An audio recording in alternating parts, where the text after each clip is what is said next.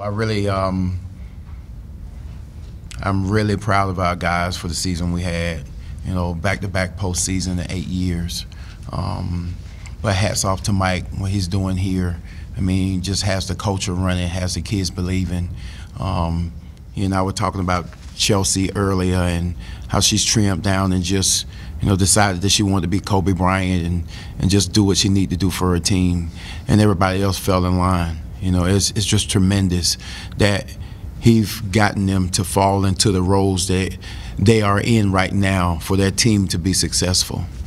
I thought it was a hard-fought game.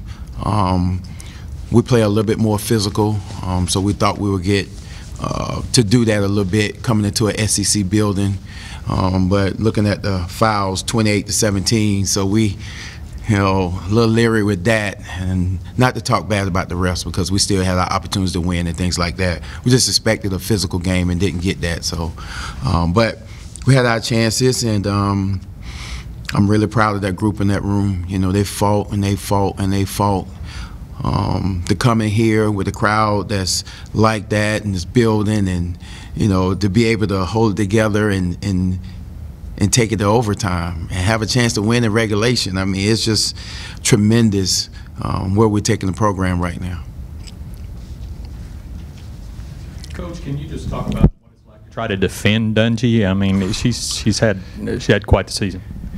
You know, we called her a 3-level scorer with 4-point range. So can you imagine that?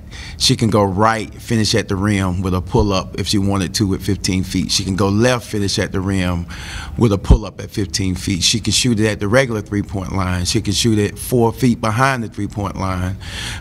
It's extremely difficult because she can create space for her shot. She can get into you and be able to get a step back, and she's long enough at 6'1", 6'2" to shoot over top of the defense. So I saw why the SEC, when I watched all those games, had trouble with her.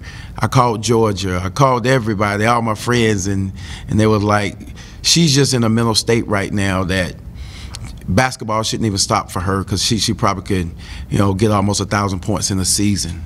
She's really in a good place mentally because to do the things that she does, it's not all physical. 90% is mental. You have to know and believe, and that's all she did out there. She knew and believed that she could will her team to win, and that's what she did. You ever seen a game that was so closely contested throughout? I don't think the margin was ever more than 4 or 5 points the whole game, you know, till the end. Well, the thing with us, we've been doing that all year. We've played, I think, 7. That was our 7th overtime game. We've had 5 double overtime games. So that's why we knew if we keep it close down the stretch, we felt like we could win it because, again, they hadn't been in those kind of games before. And for some reason, we just love them. You know, we've had 2 that we won at the buzzer, and others where we had to hit a shot to go into overtime and then win it in the overtime. So we're battle tested, and we were just hoping we could get to that point. What were you looking for at the end of regulation? They made you take a tough 3. I assumed you probably wanted to go inside because you've been killing them in there all night. What was the plan, and how did they maybe mess that up for you? Yeah, we wanted to run our regular sideline play, and we saw them. They jumped in from man to zone, and so from there we just wanted to hold it and run it to under 9, and we wanted to drive the basketball. When Octavia tried to drive it, 2 came to her and she kicked it out to Angela Harris, and then when she tried to drive it, she was getting ready for a shot. Then she saw Dorian Branch on the left wing wide open, and when she kicked it to her, Dorian instinctively just pulled up for a shot, not thinking that she had more time to drive it, but we wanted to drive it. They were all watching NCAA games and today, and you know, watching all of that, and I said at the end of every quarter or end of every half, it's all about driving the ball, making the reps make a call. And that's what we wanted to do. But we got a wide open look from one of the best 3-point shooters in our conference. So. And they were able to get a little bit of separation in overtime. Well, what did they do in overtime that allowed them to pull away a little bit? Well, they made shots, and we turned the ball over. we had 3 possessions where we turned the ball over. We were looking at, I think it was like 3-13. Julia Blackshear failed 33, made those 2 free throws, and then we had 3 back-to-back-to-back turnovers. And they made Chelsea made a shot and then got fouled on the next one, and that's when we went up 5 and started to get some separation in. I know Arkansas attacks, and Mike talks about 11 free throws, but they took 19 more free throws. You were bigger, you were inside more. What was your reaction to they hit 17 more and took 19 more? That's a pretty big difference. It's a pretty big difference. And I was talking to the refs all game about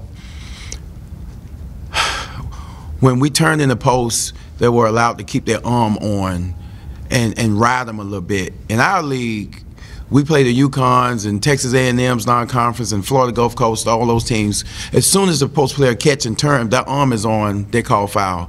Here, they were able just to ride us a little bit and almost extend to be able to stay with us some. And I said, that's a foul. But we didn't get that. And then I think we got 2 offensive fouls, but with guards, I think Monk and Dungy pushing off. And I told them at the beginning of the game that they do it, you know, a little bit more extension than usual. But we didn't get those calls. And, you know, again, we expected a tougher battle. We didn't expect the free throw discrepancy to be where it is. Thought it would be a little closer, but it was a huge difference maker. Thank you, guys.